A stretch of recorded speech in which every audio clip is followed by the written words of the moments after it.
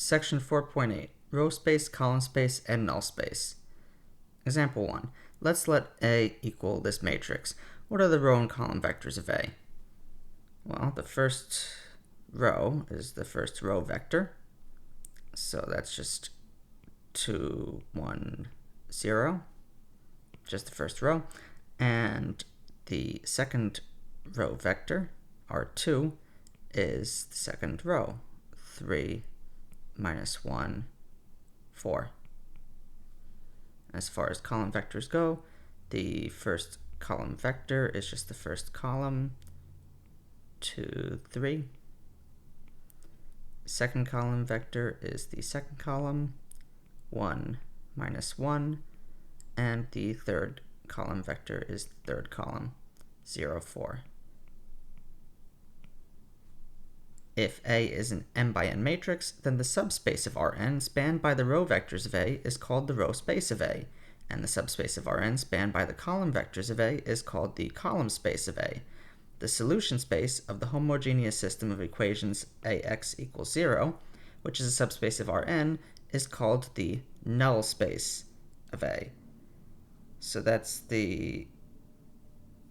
all the possible x's that make Ax equals 0, we call that the null space. A system of linear equations Ax equals b is consistent if and only if b is in the column space of A.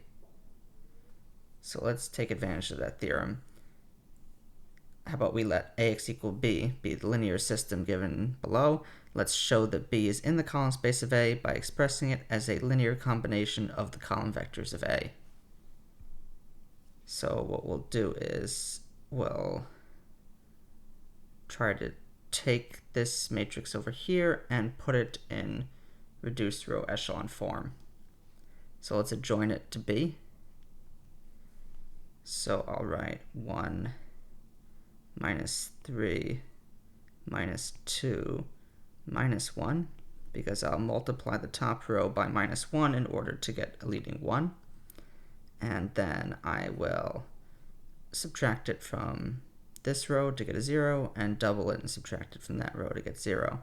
So I'll get 0, 5, minus 1, minus 8, because the minus 9 will subtract off a 1, or subtract off a negative 1, so it'll add 1.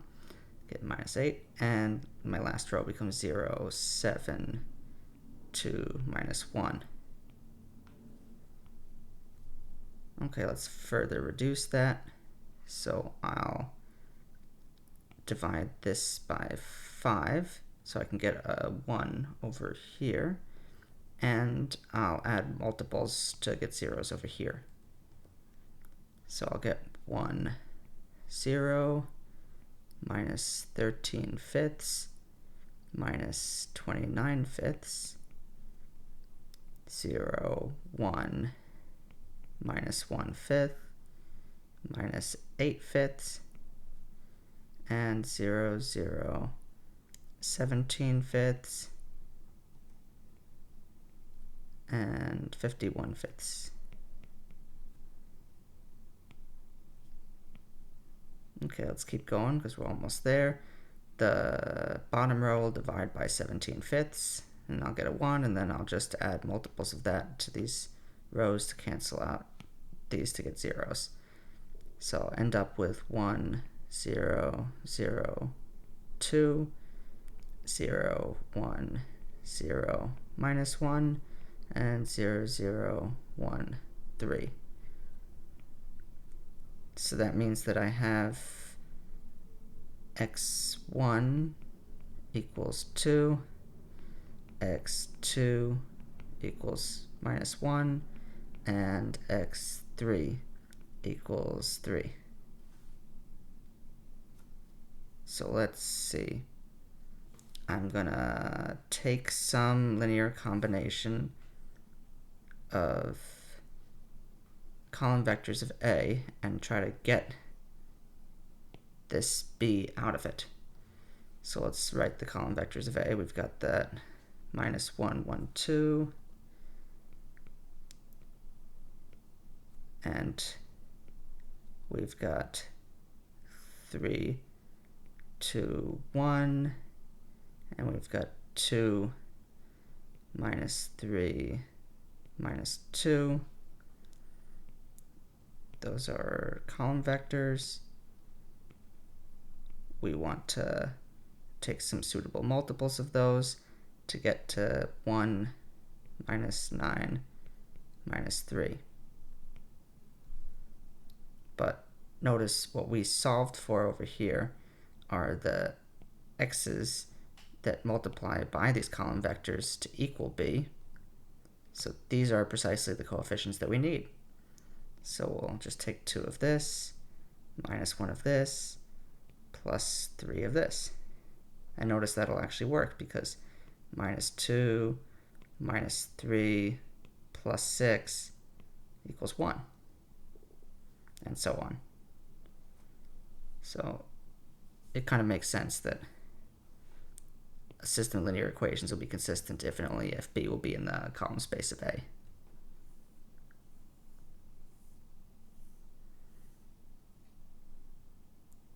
If x0 is any solution of a consistent linear system, ax equals b, and if S equals v1 through vk is a basis for the null space of A, then every solution of ax equals b can be expressed in the form x equals x0 plus c1 v1 and so on through ck vk.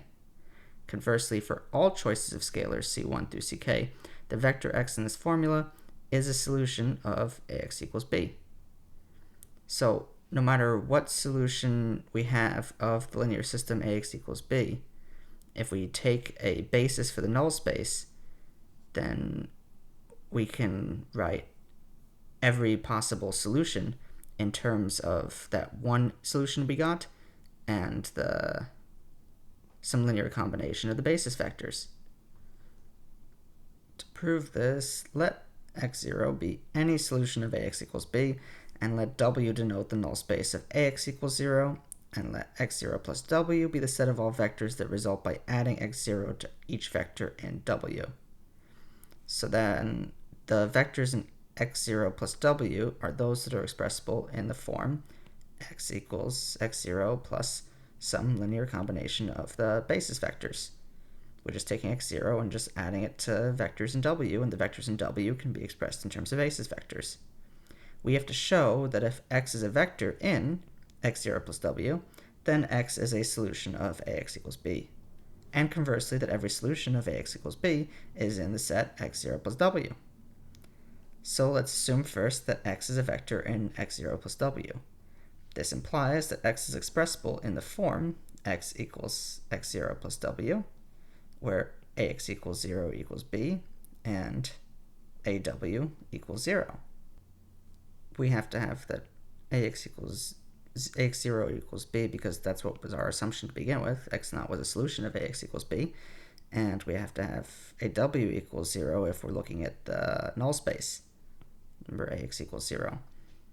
And we're looking at some vector w in w. Okay, so then if we look at ax equals a times x0 plus w, then, because remember, it's got to be the form x equals x0 plus w, so we'll just replace x with x0 plus w. Then we can distribute the a, but we already know ax0 is b, so I'll just replace ax0 with b. And we know aw is 0, so we'll replace aw with 0. So we get that we have b plus 0 equals b, but that means that the original ax we started with has to equal b. So that means that the x, which is equal to x0 plus w, or x0 plus w, is in fact a solution of ax equals b. So that gives us one direction. For the converse, how about we let x be any solution of ax equals b? We have to show that x is in the set x0 plus w. So that means that we have to show that x can be written as x0 plus w, where w is some vector in w the null space. So that means that the same thing as saying that a times w is 0. We can do this by taking w equals x minus x0. That vector will obviously satisfy x equals x0 plus w. So now we just have to show it's in w, but it is because if we look at a times w, then that's a times x minus x naught, because that's what we set w to be. Again, distribute the a, we get ax and ax naught, but ax is equal to b, ax naught is also equal to b, so we get that b minus b is 0, gives aw equals 0. So that means w is in fact in the null space. So that gives us both directions of this proof. The vector x naught in this theorem is called a particular solution of ax equals b. The remaining part of the formula is called the general solution of ax equals 0. So essentially what this theorem is saying is that if we have a particular solution and we have a linear combination of a general solution of the homogeneous equation, because that's what we're saying the second part is, that's a general solution of ax equals 0, then that gives us the general solution of ax equals b. We take a particular solution, we add it to a general solution of the homogeneous equation, where instead of b we do 0, and we can get the general solution of ax equals b. For our next theorem, we have that row equivalent matrices have the same row space, and row equivalent matrices have the same null space. Notice, however, we specifically do not talk about the column space because it's not true that row equivalent matrices have the same column space. In other words, if I have some matrix, let's say A, and let's write it as, let's say, 1, 3, 2, 6, for example, then notice that the column space, well, the first column is 1, 2. The second column is 3 times that. So you could see that the column space is just going to be have basis 1, 2. Right? You can build up both columns from that, from linear combination. If I do some elementary row operations on here, let's say I take 2 times the first row and I subtract it from the second. So then I would get b equals 1, 3, 0, 0. New matrix I made out of A by just taking the first row and subtracting twice that from the second row. So that's just an elementary row operation. I now have a column of 1, 0 and a column of 3, 0. So the second column is 3 times the first one. So that means that the basis for the column space of B is 1, 0. And notice these vectors are linearly independent. They do not form the same basis. This is not a multiple of this one. So they do not have the same column space. However, by this theorem, they do these matrices, because I only modified them by doing an elementary row operation, they do in fact have the same row space and the same null space as we're about to prove. If A and B are row equivalent, then each can be obtained from the other by elementary row operations. As these operations involve only scalar multiplication, say multiplying a row by a scalar, and linear combinations, adding a scalar multiple of one row to another, it follows that the row space of each is a subspace of the other, so the two row spaces must be the same. We're building up the row space through the linear combinations, essentially, of the different rows.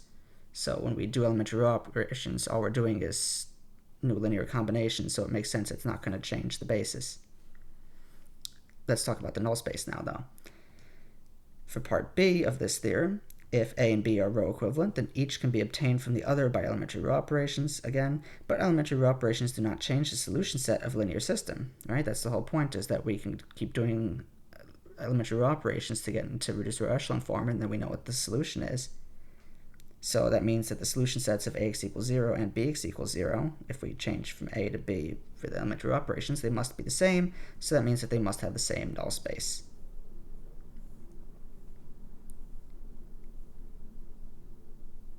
If a matrix R is in row echelon form, then the row vectors with the leading ones, the non-zero row vectors, form a basis for the row space of R, and the column vectors with the leading ones of the row vectors form a basis for the column space of R. Let's find bases for the row and column spaces of the matrix R given in this example.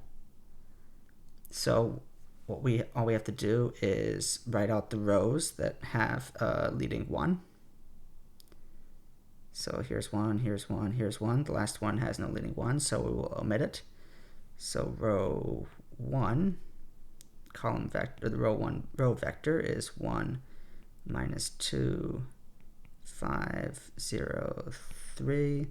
The row 2 vector is 0, 1, 3, 0, 0. The row 3 vector is 0, 0, 0, 1, 0. And that's a basis for the row space of R.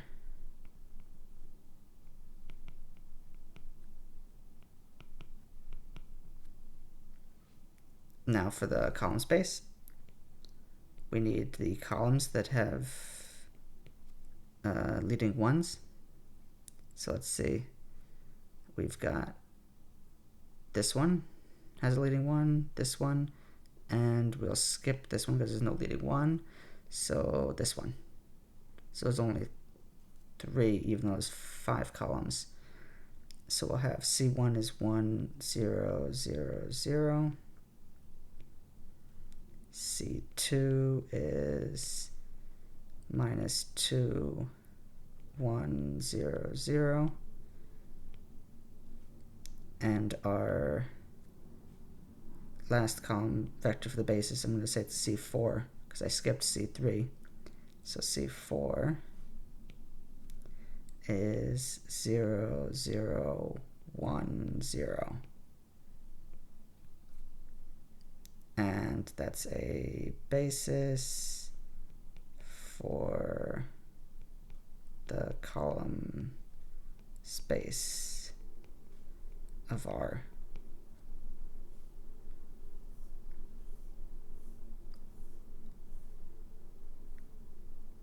How about we next find a basis for the row space of this matrix A? Well, the first thing we have to do is put A into row echelon form. We don't have to reduce it, so we'll write the row echelon form for A. I'm not actually going to go through all the steps, but basically you'll take some multiples of the first row and add them to the other rows, so that way you can get zeros underneath that. You'll get a leading 1 over there.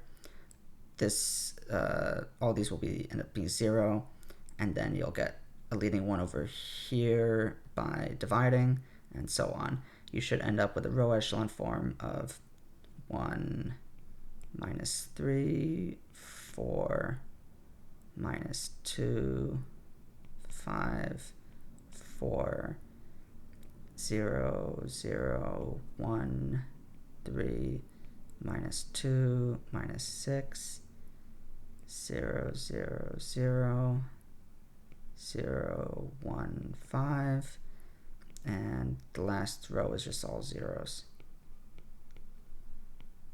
Okay, so now it's pretty easy to see that the basis for the row space is just these row vectors that have leading 1s in them, not the last row because it just has zeros.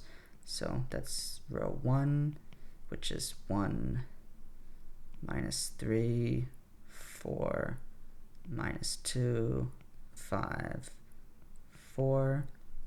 Row 2, that's just 0, 0, 1, 3, minus 2, minus 6, and row 3, which is 0, 0, 0, 0, 1, 5.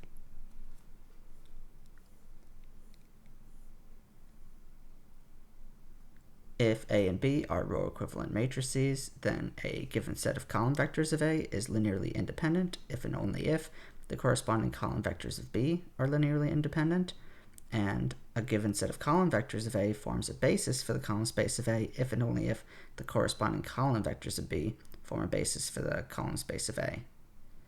So what we're doing is we're trying to come up with a good way of finding a basis for the column space of a matrix, but also be able to reduce the matrix. Because remember, it's not going to have the same column space as the reduced matrix.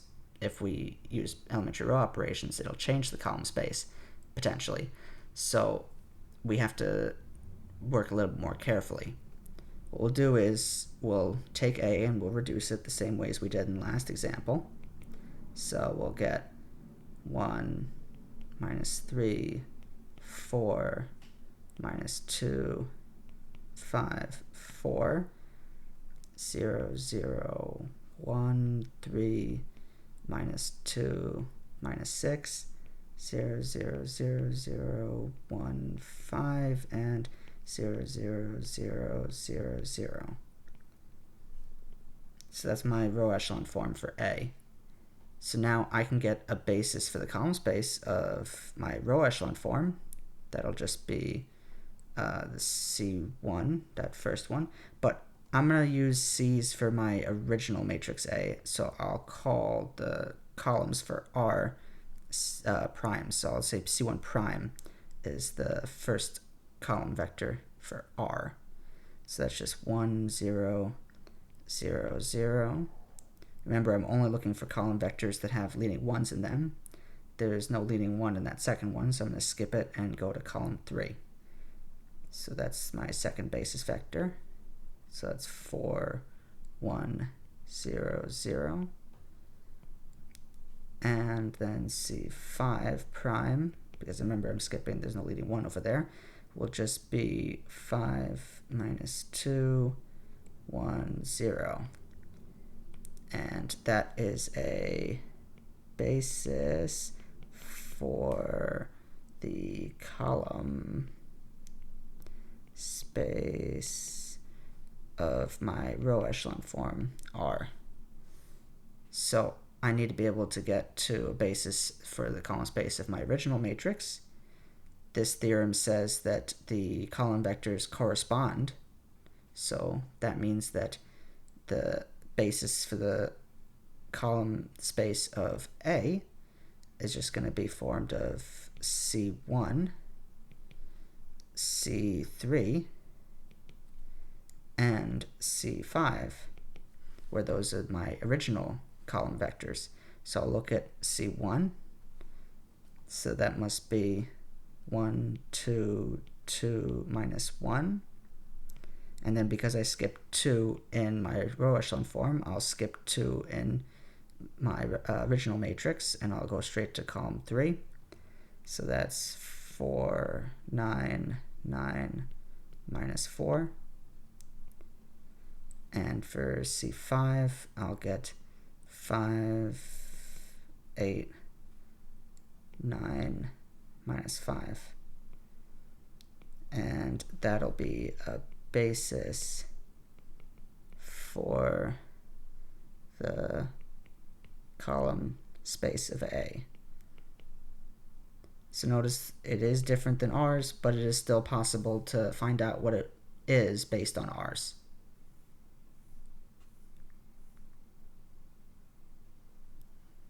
Let's next find a basis for the row space of A consisting entirely of row vectors from A.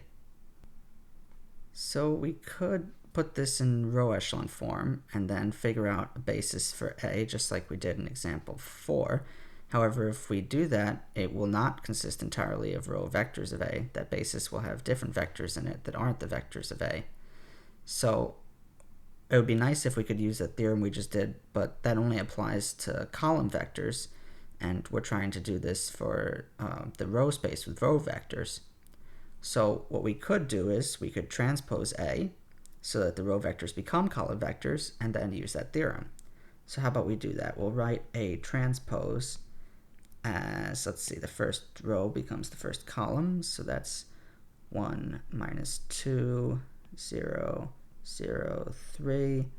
Then the second row is second column, so 2 minus 5 minus 3 minus 2, 6. And then 0, 5, 15, 10, 0, and 2, 6, 18, 8, and 6. Okay, so now we'll reduce that. If I put this in row echelon form, it's a little bit of work, so I'm going to skip some of those steps, but it becomes 1, 2, 0, 2, 0, 1, minus 5, minus 10, 0, 0, 0, 1, 0, 0, 0, 0, and 0, 0, 0, 0. Okay, so now I can write off the vectors that form the column space for A transpose. Let's see. For C1, right, that'll be the vector, the column vector that corresponds to the first one in my row echelon form because it has a leading 1 in it. So I'll read that off as 1 minus 2, 0, 0, 3. I'm not even going to bother writing the basis for my row echelon form because I don't need it. I'm just going to go straight to the basis for A transpose, for the column space of A transpose. So there's a leading 1 in my row echelon form, so that means that the second vector will work in my basis. So that's 2 minus 5 minus 3 minus 2, 6. And now I just need, oh well, there's no leading 1 over there, so I'll skip that. Leading 1 over there means that I look at the last column for A transpose, so that's C4. So that's 2, 6, 18, 8, 6. Okay, so that's a basis for the column space of A transpose. So to get back to A, all I have to do is transpose again, because transposing A transpose will flip my columns back to rows. So that means that my first column becomes my first row.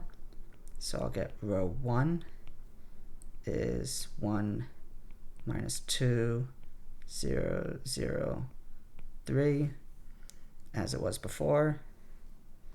I'll get my second column, my second row, so that's 2 minus 5 minus 3 minus 2, 6, and I'll skip row 3 because I skipped column 3, and I'll get row 4 is 2, 6, 18, 8, and 6. And that's a basis for the row space of A that's actually built up out of the rows of A. We could have found a different basis for the row space of A by putting A in row echelon form, but that wasn't what the question asked for in this case. The following vectors span a subspace of R4. Let's find a subset of these vectors that form a basis of this subspace. Okay, so how about we write each of these vectors as column vectors in a new matrix. Let's call that matrix A. We'll write the first column vector as V1, so that'll be 1, 2, 2, minus 1. Then V2 will be minus 3, minus 6, minus 6, 3, and we'll keep going like that. So 4, 9, 9, minus 4, minus 2, minus 1, minus 1, 2, 5, 8, 9, minus 5, and 4, 2, 7, minus 4. And notice this is the same matrix that we already identified the column space of. Remember that they're saying that these vectors span a subspace of R4. So the span of these vectors,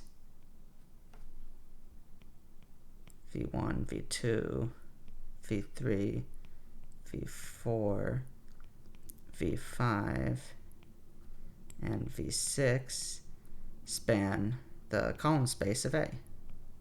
So they form the column space. So if I just remove a couple of the extra vectors, a couple of the vectors that are linearly dependent on each other, then we can reduce the spanning set to a basis. because if the set spans and is linearly independent, it's a basis. So the fact that it spans and is not currently a basis implies we have some redundant vectors, which we know we do because when we last looked at this matrix, we saw that the basis for the column space was spanned just by C1, C3, and C5. So that means that that's all we have to look at over here. We just need C1, C3, and C5. In that case, that's just V1, V3, and V5.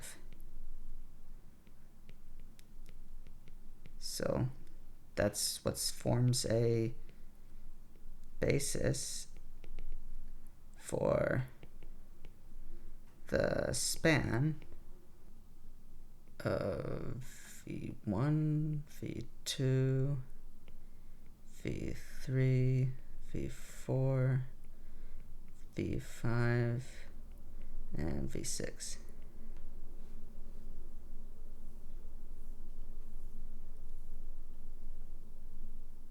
How about we next find a subset of the vectors v1 through v5 that forms a basis for the subspace of R4 spanned by these vectors. So again, I'll write them as the column vectors of a matrix. So I'll write 1, minus 2, 0, 3 for v1. We'll write 2, minus 5, minus 3, 6. So this one's v1, v2, and then 0, 1, 3, 0 for v3, 2, minus 1, 4, minus 7 for v4, and 5, minus 8, 1, 2 for v5. Okay, so then I'll reduce this to get, let's say, zeros underneath over here, and by doing that, it looks like I can get a 1 over here. Just have to multiply the second row by -1. So it looks like I can get 1, 2, 0, 2, 5, then 0, 1, minus 1, minus 3, minus 2, and my third row I'll leave as 0, minus 3, 3, 4, 1. And my last row, just subtract 3 of the first and get 0, 0, 0, minus 13, minus 13. Okay, let's keep going. So I'll further reduce it by getting the zeros over here and over here. So I'll get 1, 0, 2, 8, 9, 0, 1, minus 1, minus 3, minus 2, 0, 0, 0, minus 5, minus 5, and 0, 0, 0, 1, 1. Okay, almost done.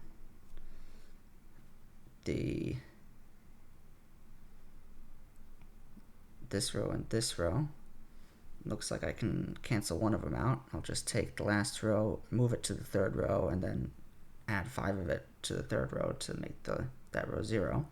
So on top I'll get 1, 0, 2, 8, 9 again.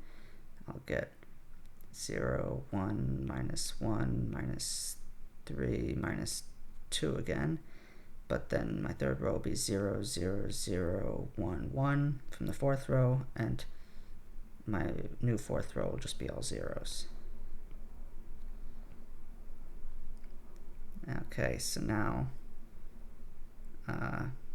pretty much done. I can just get zeros above this leading 1 by writing 1, 0, 2, 0, 1, and 0, 1, minus 1, 0, 1, 0, 0, 0, 1, 1, and 0, 0, 0, 0, 0.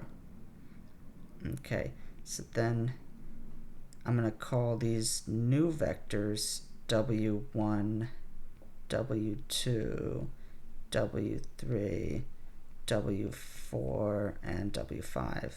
Those are my new column vectors. Notice that I have leading 1s over here, and over here at 1, 2, and 4. So that means that W1, W2, and W4 is a basis for the span of W1, W2, W3, W4, W5, just like the way that we figured out a basis for the span in the previous example. So that implies that V1, V2, V4 will be a basis for the span of V1, V2, V3, V4, and V5.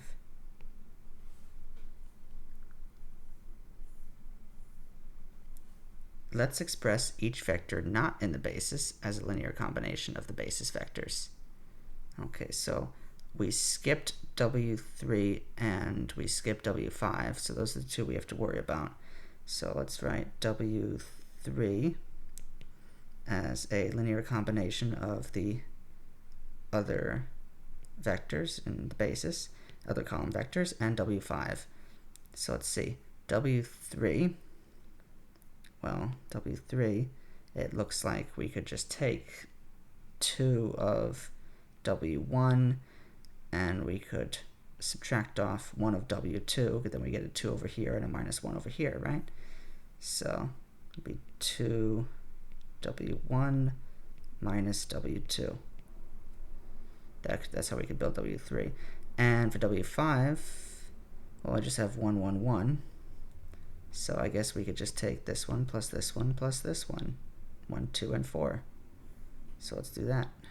Take W1 plus W2 plus W4. Okay, but we want to translate this to the original vectors, so that means that V3 should be equal to 2 times V1 minus 1 times V2, and you can check that that's actually true, and V5 should be equal to V1 plus V2 plus V4. And these equations, where we rewrite the vectors that are linearly dependent on the other vectors in terms of the other vectors, are called dependency equations. Should make sense because these are the linearly dependent column vectors.